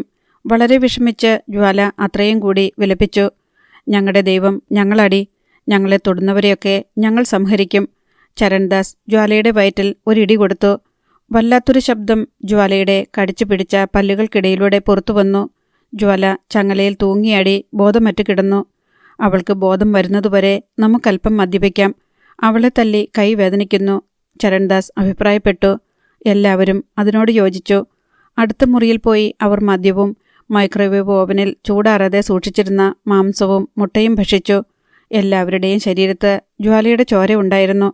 കൂട്ടുകാർ മദ്യപിച്ച് മയങ്ങിക്കിടന്നപ്പോൾ ബ്രൂസ്ലി പീറ്റർ എഴുന്നേറ്റു. സ്പോട്ട് ലൈറ്റിൻ്റെ വെളിച്ചത്തിൽ തൂങ്ങിക്കിടക്കുന്ന ജ്വാലയെ കണ്ടപ്പോൾ അവൻ്റെ കണ്ണുകളിൽ കാമം കത്തി. അയാൾ അടുത്തു ചെന്ന് ജ്വാലയുടെ കവിളിലും മാറിലും വയറ്റിലും തലോടി. ജ്വാല കണ്ണു തുറന്നു. നാവു നീട്ടി വരണ്ട ആദരങ്ങൾ നനച്ചു. അയാൾ മദ്യക്കുപ്പി നീട്ടി. കുടിച്ചോ? 4-5 മദ്യം. ജ്വാല ആർത്തിയോടെ വെള്ളം പോലെ കുടിച്ചു. ലഹരിയും ഉത്തേജനവും കിട്ടിയെന്ന് തോന്നിയപ്പോൾ ബ്രൂസ്ലി ജ്വാലയുടെ അവശേഷിച്ചിരുന്ന യൂണിഫോമും വലിച്ചു കീറിക്കളയാൻ ശ്രമിച്ചു. സാധിക്കുന്നില്ല. ക്ഷമയില്ലാതെ അയാൾ ആലിംഗനം ചെയ്തു. രക്തമൊഴുകിയ ചുണ്ടിലും കവിളിലും മാറിലുമൊക്കെ ചുംബിച്ചു. ഭ്രാന്തമായ ആവേശമായിരുന്നു അയാൾക്ക്. ജ്വാല പിടഞ്ഞു. അയാളുടെ കാലുകൾക്കിടയിൽ മർമ്മത്തിൽ തൊഴി വീണു.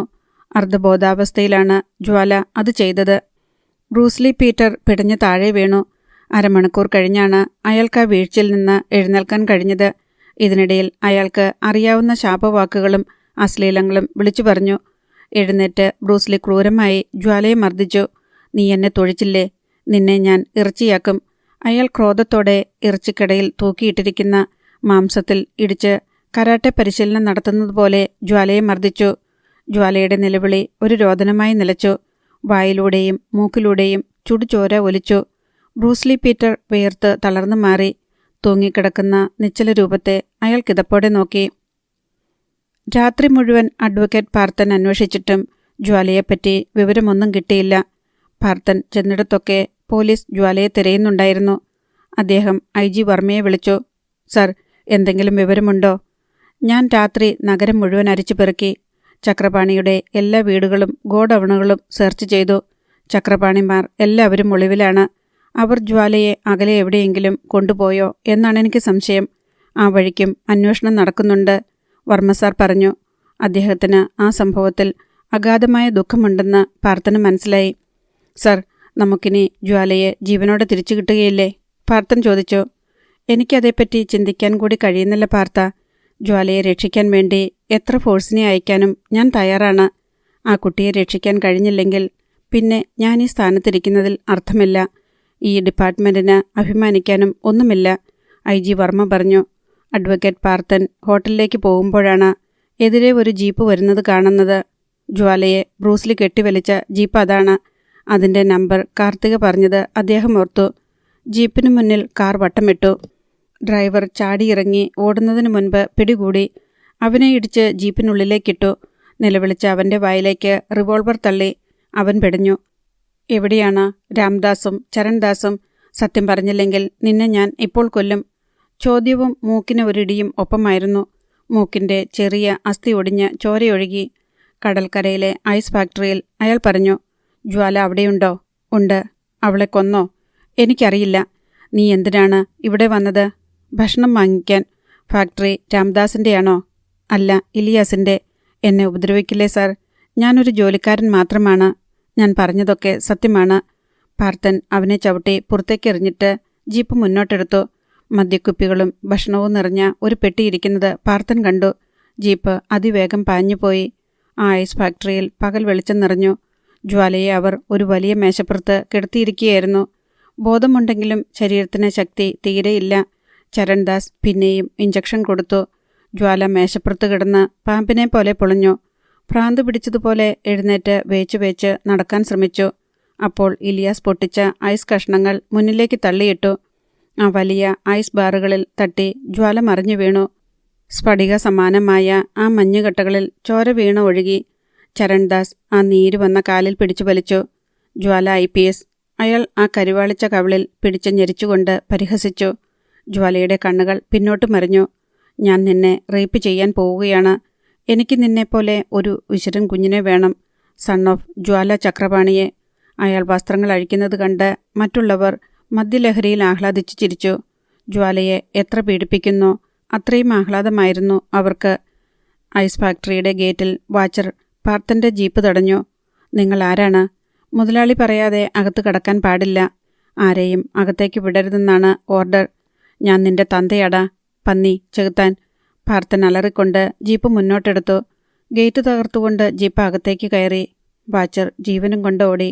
അവനെ പിന്തുടർന്ന ജീപ്പ് ഭിത്തിയോട് ചേർത്ത് ഞെരിച്ചു. അവൻ ബോണറ്റിലേക്ക് വീണ് നിലവിളിച്ചു. എവിടെ ചക്രപാണി? പാർത്തൻ ആക്രോശിച്ചു. അവിടെ. അവൻ കെട്ടിടത്തിൻ്റെ വലതുഭാഗത്തേക്ക് കൈ ചൂണ്ടി. അടിയേറ്റ തവളയെപ്പോലെ വിറയ്ക്കുകയായിരുന്നു അവൻ. ജ്വാല ഉണ്ടോ അവിടെ? ഉണ്ട്. ജീപ്പ് പിന്നോട്ട് മാറിയപ്പോൾ അവൻ താഴെ വീണു. ജീപ്പ് ആ ഐസ് പ്ലാന്റിൻ്റെ ഗോഡൌണിന് നേരെ പാഞ്ഞു ചെന്നു. ആ ജീപ്പിന് ലഭിക്കുന്ന പരമാവധി വേഗത്തിലായിരുന്നു അത്. ജ്വാലയെ ചുംബിക്കാൻ ശ്രമിച്ച ചരൺദാസ് ചക്രപാണി ഭൂമി കുലുക്കത്തിൽപ്പെട്ടതുപോലെ പിന്നോട്ട് തെറിച്ചു മാറി. ആസ്വദിച്ചുകൊണ്ട് നിന്ന മറ്റുള്ളവർ അലറി നിലവിളിച്ചു.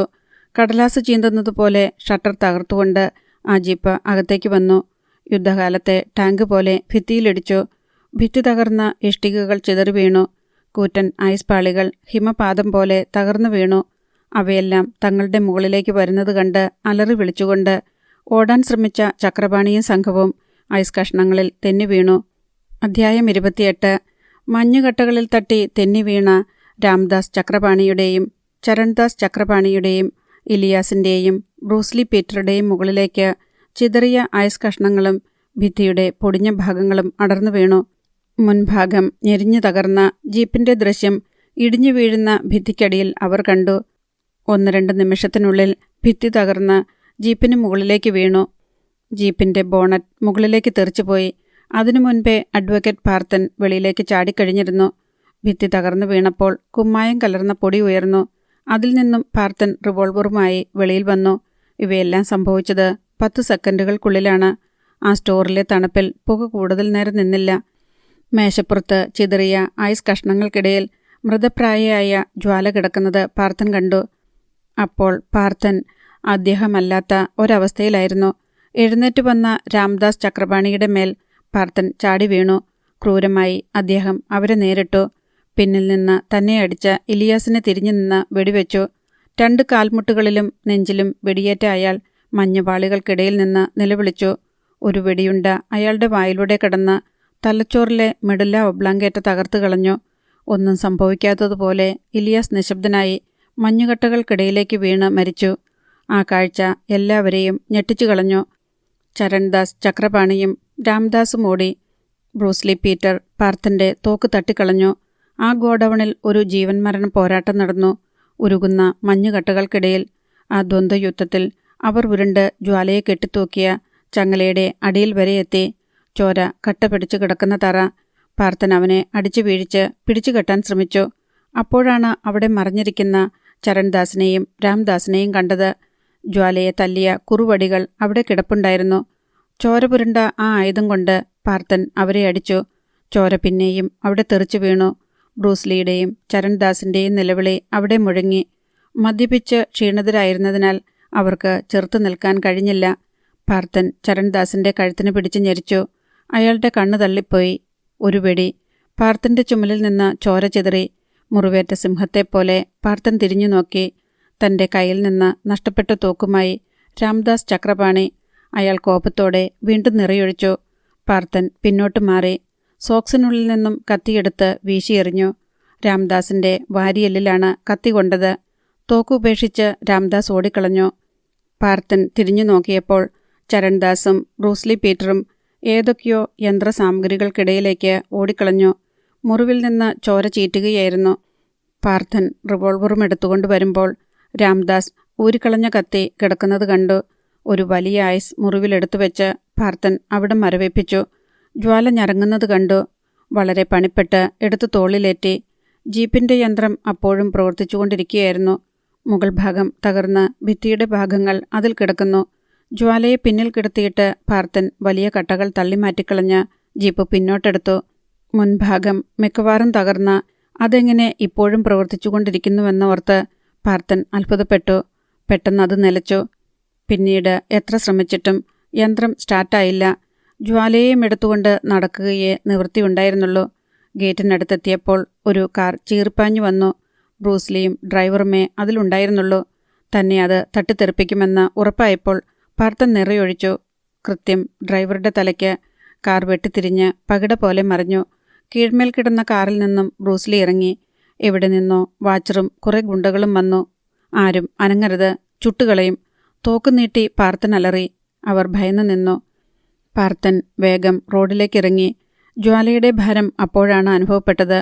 പിന്നിൽ നിന്ന് വെടിശബ്ദം കേട്ട് തിരിഞ്ഞു നോക്കി. രാംദാസ് ചക്രപാണിയും ചരൺദാസ് ചക്രപാണിയും തോക്കുകളുമായി വരുന്നു. പാർത്ഥൻ അവരുടെ നേരെ നിറയൊഴിച്ചു. അപ്പോഴാണ് മനസ്സിലായത് തൻ്റെ തോക്കിലെ അവസാനത്തെ വെടിയുണ്ടയും തീർന്നെന്ന്.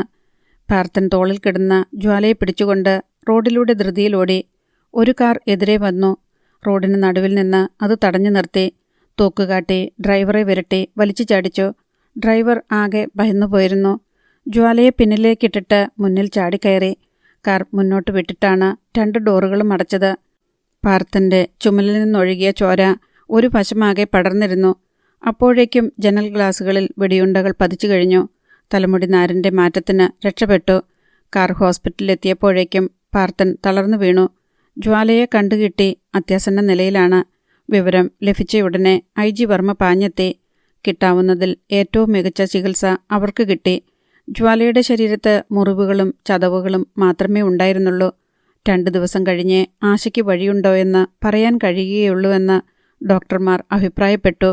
അഡ്വക്കേറ്റ് പാർത്ഥൻ കൊടുത്ത മൊഴിയനുസരിച്ച് പോലീസ് ഐസ് പ്ലാന്റ് വളഞ്ഞു. ഡ്രൈവറുടെയും ഇലിയാസിൻ്റെയും ശവങ്ങൾ കണ്ടുകിട്ടി. രാംദാസ് ചക്രപാണിയും ചരൺദാസ് ചക്രപാണിയും എവിടെയോ ഒളിച്ചു. ആർക്കും അവരെപ്പറ്റി അറിയില്ല. ഐസ് പ്ലാന്റിൽ നിന്ന് 9 പേരെ പോലീസ് കസ്റ്റഡിയിലെടുത്തു. 2 ദിവസം കഴിഞ്ഞപ്പോൾ ഇനിയും 2 ദിവസം കൂടി കഴിഞ്ഞാലേ ജ്വാലയുടെ ആരോഗ്യത്തെപ്പറ്റി പറയാൻ പറ്റുകയുള്ളൂവെന്നായി ഡോക്ടർമാർ. IG വളരെ ദുഃഖിതനായിരുന്നു. ഒരാഴ്ച കഴിഞ്ഞപ്പോൾ ഇനി ഭയപ്പെടേണ്ടതില്ലെന്നായി ഡോക്ടർമാർ. 3 ആഴ്ച കഴിഞ്ഞപ്പോൾ ജ്വാല നടക്കാനും ഭക്ഷണം കഴിക്കാനും തുടങ്ങി. പാർത്ഥനും ശിവജിയും മുത്തശ്ശിയും ജ്വാലയ്ക്ക് സഹായത്തിനായി അടുത്തുണ്ടായിരുന്നു. കൂടാതെ IG-യുടെ നിർദ്ദേശപ്രകാരം കനത്ത സെക്യൂരിറ്റിയും. കോൺസ്റ്റബിൾ വിജയൻ സംഭവം ആവർത്തിക്കാതിരിക്കാനായി വളരെ വിശ്വസ്തരെ മാത്രമേ ഡ്യൂട്ടിക്ക് നിയമിച്ചിട്ടുള്ളൂ. ജ്വാലയുടെ ഓരോ മണിക്കൂറും ഇടവിട്ടുള്ള പുരോഗതി IG വർമ്മയ്ക്ക് ലഭിച്ചുകൊണ്ടിരുന്നു. പോലീസ് വളരെ ശ്രദ്ധയോടെ ചക്രപാണി സംഘത്തെ തെരയുന്നുണ്ടായിരുന്നു. പക്ഷേ അപ്പോഴൊക്കെ കാന്തത്തിൻ്റെ സജാതീയ ധ്രുവങ്ങൾ വികർഷിക്കുന്നത് പോലെ അവർ വഴുതിപ്പോയിക്കൊണ്ടിരുന്നു. അഡ്വക്കേറ്റ് പാർത്ഥൻ്റെ മുറിവ് കരിയാൻ തുടങ്ങി. 1 മാസം കഴിഞ്ഞപ്പോൾ ഇനി ഒട്ടും ഭയപ്പെടാനില്ലെന്ന് ഡോക്ടർമാർ ജ്വാലയോട് പറഞ്ഞു. 3 മാസം വിശ്രമം വേണം. അതിനുശേഷം പഴയ ആരോഗ്യം വീണ്ടുകിട്ടും. അന്ന് രാത്രി 10 മണിക്ക് ഒരു മനുഷ്യൻ ജ്വാലയുടെ മുറിയുടെ മുന്നിലെത്തി. അയാൾ വാതിൽ തുറക്കാൻ ഹാൻഡിൽ തിരിച്ചു. അകത്തുനിന്ന് പൂട്ടിയിരിക്കുകയാണെന്ന് മനസ്സിലായപ്പോൾ അവൻ ജനലിനടുത്തേക്ക് വന്ന് അകത്തേക്ക് നോക്കി. ബെഡിൽ ജ്വാല കിടക്കുന്നത് അയാൾക്ക് ഡിസൈൻ ഗ്ലാസ്സിലൂടെ അവ്യക്തമായി കാണാൻ കഴിഞ്ഞു. പെട്ടെന്ന് സെക്യൂരിറ്റി പോലീസുകാരൻ ബാത്റൂമിൽ നിന്നും വന്നു. അയാളുടെ കയ്യിൽ തോക്കുണ്ടായിരുന്നു. ആരാ, എന്തു വേണം? കോൺസ്റ്റബിൾ ആ മനുഷ്യനോട് ചോദിച്ചു. അജ്ഞാതനായ ആ മനുഷ്യൻ ഇരുകരങ്ങളിലും ഓരോ തോക്കുകൾ വസ്ത്രത്തിനുള്ളിൽ നിന്നും എടുത്തു. വെടിയേറ്റ് കോൺസ്റ്റബിൾ വീണു. 2 തോക്കുകളും കൊണ്ട് അയാൾ ജനൽ ഗ്ലാസ്സിലൂടെ വെടിവെച്ചു. ഗ്ലാസ് പൊട്ടിച്ചിതറി. കിടന്നുകൊണ്ട് കോൺസ്റ്റബിൾ നിറയൊഴിച്ചു. ശത്രുവിൻ്റെ കാലിൽ വെടിയേറ്റു. അവൻ ഓടിപ്പോയി. പിന്തുടരാൻ കോൺസ്റ്റബിളിന് ജീവനുണ്ടായിരുന്നില്ല. വെടിയൊച്ച കേട്ട് ഹോസ്പിറ്റലിൻ്റെ ഫ്രണ്ടിലുണ്ടായിരുന്ന പോലീസുകാർ അകത്തേക്ക് ഓടിവന്നു. അപ്പോൾ കൊലയാളി തൂണിന് മറഞ്ഞു നിന്നിട്ട് പുറത്തേക്ക് ഓടി. കാത്തുനിന്ന ജീപ്പിൽ കയറി. ജീപ്പ് പാഞ്ഞുപോയി. പോലീസുകാർ വാതിൽ ചവിട്ടി തുറന്നപ്പോൾ ജ്വാല തറയിൽ വീണ് കിടക്കുകയായിരുന്നു. എനിക്ക് അപകടമൊന്നുമില്ല, ജ്വാല സാവധാനം എഴുന്നേറ്റുകൊണ്ട് പറഞ്ഞു. ശത്രുവിൻ്റെ ചലനം ഞാൻ ജനാലയിൽ കണ്ടു. അവൻ വെടിവെക്കുന്നതിനു മുൻപ് ബെഡിൽ നിന്ന് ഉരുണ്ടു വീഴാൻ എനിക്ക് കഴിഞ്ഞു. വലിയൊരു മരണത്തിൽ നിന്ന് ഞാൻ രക്ഷപ്പെട്ടതല്ലേ. അത്ര പെട്ടെന്ന് അവർക്കെൻ്റെ ആയുസ്സെടുക്കാൻ കഴിയുമോ? ജ്വാലയുടെ വരണ്ട അധരങ്ങളിൽ ഒരു പുഞ്ചിരിയുണ്ടായി. ഹോസ്പിറ്റലിലും വീട്ടിലുമായി 3 മാസം, പച്ചമരുന്ന് കേന്ദ്രത്തിൽ 1 മാസത്തെ തിരുമ്മും മർമ്മ ചികിത്സകളും. അതിനുശേഷം ജ്വാലയ്ക്ക് പഴയ പ്രസരിപ്പ് വീണ്ടു കിട്ടി. ജ്വാല ഡ്യൂട്ടിക്ക് വന്നപ്പോൾ ഏറെ സന്തോഷിച്ചത് IG വർമ്മയാണ്. അദ്ദേഹം ജ്വാലയെ ഒരു മകളെപ്പോലെ വീട്ടിൽ കൊണ്ടുപോയി ഭക്ഷണം കൊടുത്തു. സർ, താങ്കളെ കാണുമ്പോൾ, ഈ സ്നേഹം അനുഭവിക്കുമ്പോൾ എൻ്റെ ഡാഡി മരിച്ചിട്ടില്ലെന്ന് എനിക്ക് തോന്നും. ജ്വാലയുടെ കണ്ണുകൾ നിറഞ്ഞുപോയി. നീ എൻ്റെ മോളാണ് കുട്ടി. ദൈവം നിനക്ക് നല്ലത് വരുത്തും. ആരൊക്കെ ശത്രുക്കളുണ്ടായാലും ഞാൻ നിൻ്റെ കൂടെ ഉണ്ടാവും, വർമ്മ സാർ പറഞ്ഞു. നിനക്ക് എന്നും കടപ്പാടുണ്ടായിരിക്കേണ്ടത് മിസ്റ്റർ പാർത്ഥനോടാണ്. ജീവൻ ഉപേക്ഷിക്കാൻ തയ്യാറായാണ് ആ മനുഷ്യൻ നിന്നെ രക്ഷിച്ചത്. സത്യത്തിൽ നിന്നെ തിരിച്ചു കിട്ടുമോ എന്നറിയാതെ പരിഭ്രാന്തനായിരുന്നു ഞാൻ. എൻ്റെ കയ്യിൽ അധികാരവും ഫോഴ്സും ഉണ്ടായിട്ടും ചിലപ്പോൾ ഉപയോഗപ്പെട്ടില്ലെന്ന് വരും. അത്രയ്ക്കുണ്ട് നമ്മുടെ കൂടെയുള്ള ഛിദ്രശക്തികൾ. ഒരു നിമിഷം നിർത്തി IG തുടർന്നു. ജ്വാലയ്ക്ക് എന്ത് സംഭവിക്കുമെന്നും ജ്വാല എവിടെയുണ്ടെന്നും അറിയാവുന്നവർ നമ്മുടെ കൂടെ ഉണ്ടായിരുന്നു. എനിക്കതേപ്പറ്റി സംശയങ്ങൾ ലഭിച്ചത് വളരെ വൈകിയാണ്. എനിക്കറിയാം സർ. DIG രാമകൃഷ്ണൻ സാറല്ലേ? അദ്ദേഹം ചക്രപാണിയുടെയും ഡിപ്പാർട്ട്മെൻറ്റിൻ്റെയും ശമ്പളം ഓരോ കയ്യിലും വാങ്ങുന്ന ആളാണ്, ജ്വാല പറഞ്ഞു. പുറത്തറിയരുത്. Keep it top secret. സമയമാകുമ്പോൾ ഞാൻ പറയാം. മിനിസ്റ്ററെയും ഗവൺമെൻറ്റിനെയും സ്വാധീനിച്ച് അയാൾ എന്നെ അട്ടിമറിക്കാനുള്ള കരുക്കളാണ് നീക്കുന്നത്. എനിക്കറിയില്ലെന്നാണ് അയാളുടെ വിചാരം. അതുകൊണ്ട് ജ്വാല കരുതലോടെ ഇരിക്കൂ. ബാക്കി ഞാൻ നോക്കിക്കൊള്ളാം. IG വർമ്മ പൈപ്പ് കത്തിച്ച് പുകവിട്ടു. എക്സിബിഷൻ നടക്കുകയാണ്. ഇന്ത്യയിലെ ഏറ്റവും വലിയ വ്യവസായ എക്സിബിഷൻ. അതിനോടനുബന്ധിച്ച് കാർണിവലും മറ്റ് വിനോദോപാധികളും. സെക്യൂരിറ്റിയുടെ ചുമതല DCP ജ്വാലയ്ക്കായിരുന്നു. തൊട്ടിലാട്ടം നടക്കുന്നതിനടുത്ത് ജനത്തിരക്ക്. അവിടേക്ക് ചെന്ന ജ്വാല മുന്നിൽ നിന്ന് ഒഴിഞ്ഞു മാറിയ ഒരുവനെ ശ്രദ്ധിച്ചു. നാടോടികളെപ്പോലെ പൂക്കളുള്ള വസ്ത്രങ്ങളും തൊപ്പിയും ധരിച്ച ഒരുവൻ. തിരക്കിനിടയിലൂടെ ഓടുന്നതിനിടയിൽ അവൻ തിരിഞ്ഞു നോക്കി. ജ്വാല അവനെ വ്യക്തമായി കണ്ടു. പ്രേംദാസ് ചക്രപാണി, ഈശ്വരിയുടെ ഘാതകൻ, വേഷപ്രച്ഛന്നനായി നടക്കുകയാണ്. ജ്വാല റിവോൾവറുമായി അവൻ്റെ പിന്നാലെ കുതിച്ചു. ഒപ്പം വിസിൽ മുഴക്കുകയും ചെയ്തു. അധ്യായം 29. ആൾക്കൂട്ടത്തിലൂടെയുള്ള പലായനത്തിന് വേഗത കിട്ടിയില്ല. 4 പാട് നിന്നും പോലീസ് അവിടെയെത്തി.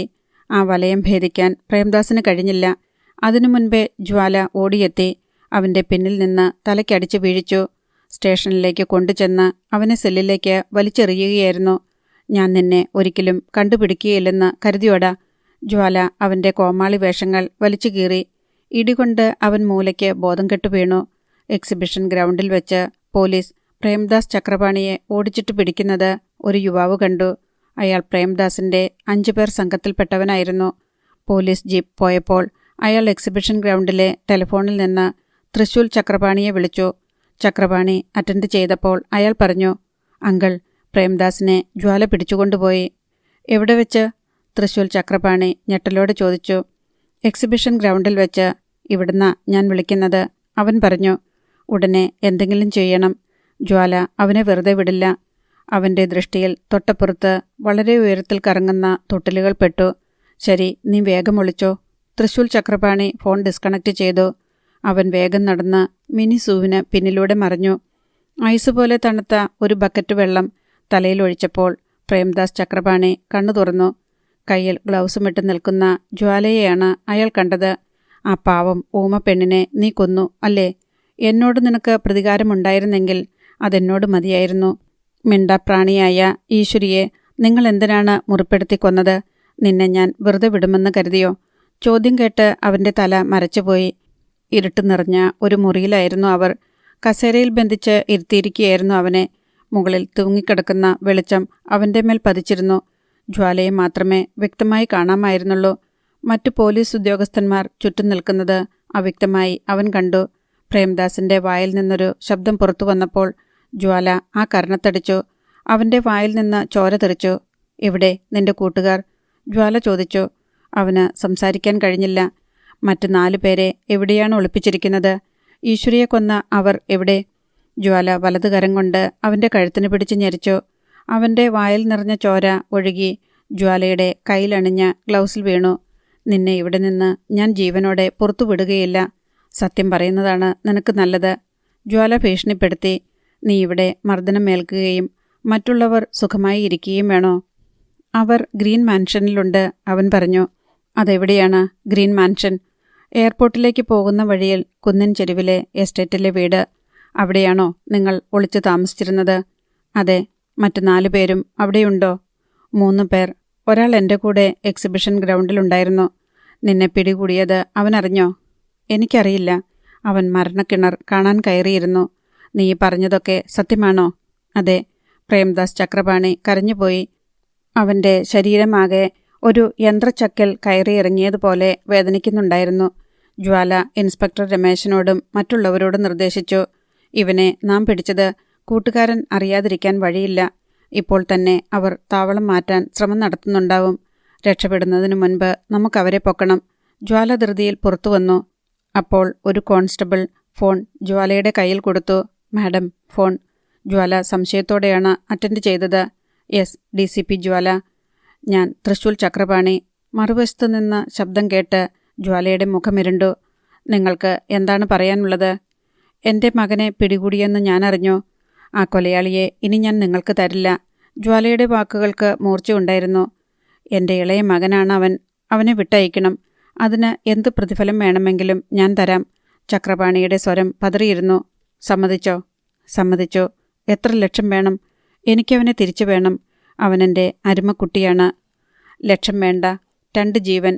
1 നിങ്ങളുടെ മകനും സംഘവും റേപ്പ് ചെയ്ത ആ സാധു വിദ്യാർത്ഥിനി. മാനം നഷ്ടപ്പെട്ട് നിങ്ങളുടെ കാറിന് മുന്നിൽ ചാടി ആത്മഹത്യ ചെയ്തില്ലേ ഒരു കുട്ടി? അവളുടെ ജീവൻ. പിന്നെ അമ്മയെന്ന് നിലവിളിക്കാൻ പോലും കഴിവില്ലാതിരുന്ന ഈശ്വരിയുടെ ജീവൻ. തരാൻ പറ്റുമോ നിങ്ങൾക്ക്? ജ്വാല പല്ലുഞെരിച്ചു. ഉത്തരം മുട്ടിക്കുന്ന ആവശ്യങ്ങളാണല്ലോ ഇത് അസാധ്യമായത്. ചക്രപാണി പരവശനായി പറഞ്ഞു. എന്നാൽ പ്രേംദാസിനെ വിടുന്നതും അസാധ്യമാണ്. മരിച്ചവരെ എങ്ങനെ തിരിച്ചു കൊണ്ടുവരും? ജീവിച്ചിരിക്കുന്നവരെയല്ലേ സഹായിക്കേണ്ടത്? Please Jwala. ഷട്ടപ്പ്. ജ്വാല അലറി. തൻ്റെ മകനെ ആരെങ്കിലും കൊന്നായിരുന്നെങ്കിൽ താനവരോട് ഈ രീതിയിൽ സംസാരിക്കുമായിരുന്നോ ചക്രപാണി? മയക്കുമരുന്നും കൊലപാതകവുമായി എല്ലാ കാലവും തനിക്ക് രക്ഷപ്പെടാമെന്ന് കരുതുന്നുണ്ടോ? അപ്പോൾ നീ അവനെ വിടില്ല? നോ, അവനെ മാത്രമല്ല, അവൻ്റെ കൂട്ടുകാരെയും അവൻ്റെ സഹോദരങ്ങളെയും അവരുടെ പിതാവായ തന്നെയും വെറുതെ വിടില്ല.